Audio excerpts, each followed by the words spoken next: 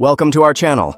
Her brilliance illuminated ancient Alexandria until zealots silenced her forever. Hypatia of Alexandria, a light extinguished. In the early 5th century AD, Alexandria was a city straining at its seams.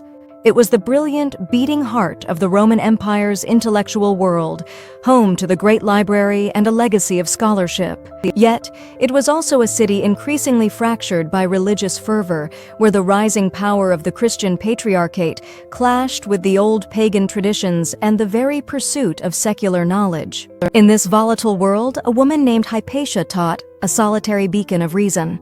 Hypatia was a scholar of mathematics and astronomy, the head of the Neoplatonist school in Alexandria. She was a figure of immense renown, respected by pagans and Christians alike for her profound wisdom. Dressed in the simple robes of a teacher, she moved through the city's marble streets to lecture at the museum. Her students were the city's elite, young men of wealth and influence, including Orestes, the Roman prefect. In her lectures on the geometry of Euclid or the elliptical orbits of planets, she championed logic and philosophical inquiry above all else. However, her close association with Orestes became a perilous liability. The prefect was locked in a bitter political struggle with Cyril, the newly powerful Archbishop of Alexandria. Hypatia's counsel to Orestes, grounded in classical philosophy and not Christian doctrine, was seen by Cyril's followers as a direct obstacle to their authority.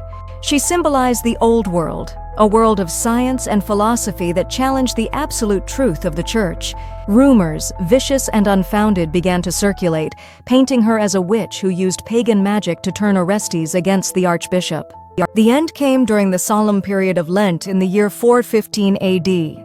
As Hypatia traveled through the city, a mob of zealots, incited by Cyril's rhetoric and led by a church lector named Peter, dragged her from her chariot. They took her to the Caesareum, a former temple now converted into a church. There, in a brutal act of pious vandalism against knowledge itself, they stripped her naked and used broken pottery, or ostraca, to scrape the flesh from her bones. Her mutilated remains were burned, a final horrific attempt to erase her from existence. Hypatia's murder was not merely the death of a person, it was the snuffing out of a symbol. The event sent a chilling message throughout the empire. The age of tolerant philosophical inquiry in Alexandria was over. While the great library had suffered for centuries, Hypatia's death marked a definitive turning point, the moment the rising tide of dogmatic faith publicly and violently extinguished one of the last great lights of classical reason. Her legacy, however, endured in the writings of her students, a haunting echo of the brilliance that Alexandria and the world had lost. Thank you for watching. If you enjoyed this, please like and subscribe for more stories each week.